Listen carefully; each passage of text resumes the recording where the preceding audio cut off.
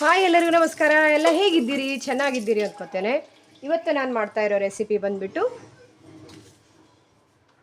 ಪಲ್ಯ.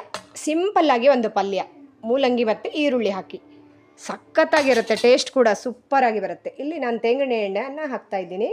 ಒಗ್ಗರಣೆ ಮಾಡ್ಕೋಬೇಕು ಫಸ್ಟು. ಬ್ಯಾಚುಲರ್ ಎಲ್ಲ ಏನು ಗೊತ್ತಿರಲ್ಲ ಅವರಿಗೆ, ಪಾಪ ಬೇಗ ಬೇಗ ಮಾಡ್ಕೋಬೇಕು. 5 ನಿಮಿಷಕ್ಕೆ ಈ ಪಲ್ಯ ರೆಡಿ ಆಗುತ್ತೆ. ಹಾಗಾಗಿ ಇದನ್ನು ರೆಡಿ ಮಾಡಿಬಿಡೋಣ. ಉದ್ದಿನಬೇಳೆ ಮತ್ತು ಸಾಸಿವೆ ಕಾಳು ಹಾಕಿದ್ದೀನಿ ಒಗ್ಗರಣೆಗೆ. ಅದು ಚಿಟ ಚಿಟ ಅಂತ ಶಬ್ದ ಬಂದ ಕೂಡಲೇ ಕರಿಬೇವನ್ನು ಹಾಕಬೇಕು.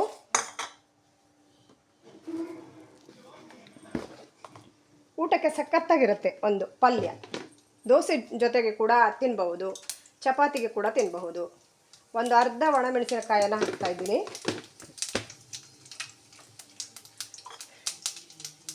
ಬೇವಿನ ಸೊಪ್ಪು ಹಾಕ್ಬಿಡೋಣ ಈಗ.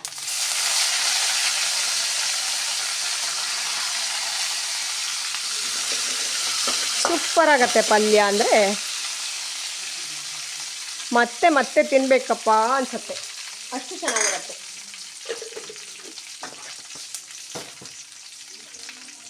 ಈಗ ಸ್ವಲ್ಪ ಅರಿಶಿನವನ್ನು ಕೂಡ ಹಾಕೋಣ.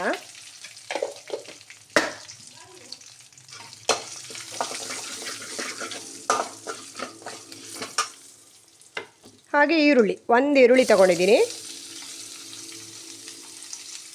ಫುಲ್ ಡೀಪ್ ಫ್ರೈ ಆಗಲಿ ಇದು ಈರುಳ್ಳಿ.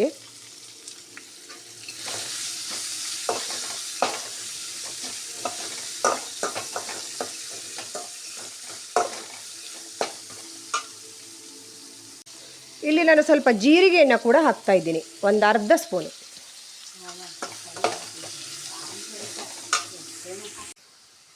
ಈಗ ಈರುಳ್ಳಿ ಇಷ್ಟು ಫ್ರೈ ಆದರೆ ಸಾಕು. ಈಗ ಮೂಲಂಗಿ ಹಾಕ್ಬಿಡೋಣ. ಮೂಲಂಗಿಯನ್ನು ಚಿಕ್ಕದಾಗಿ ಹೆಚ್ಚಿಕೋಬೇಕು.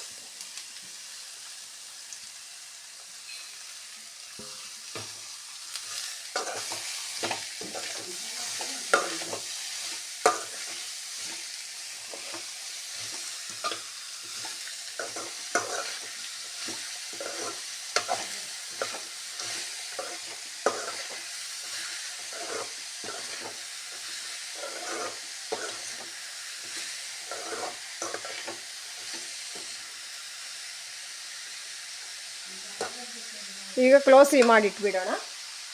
ಸ್ವಲ್ಪ ಹೊತ್ತು ಬೇಯಲಿ ಇದು.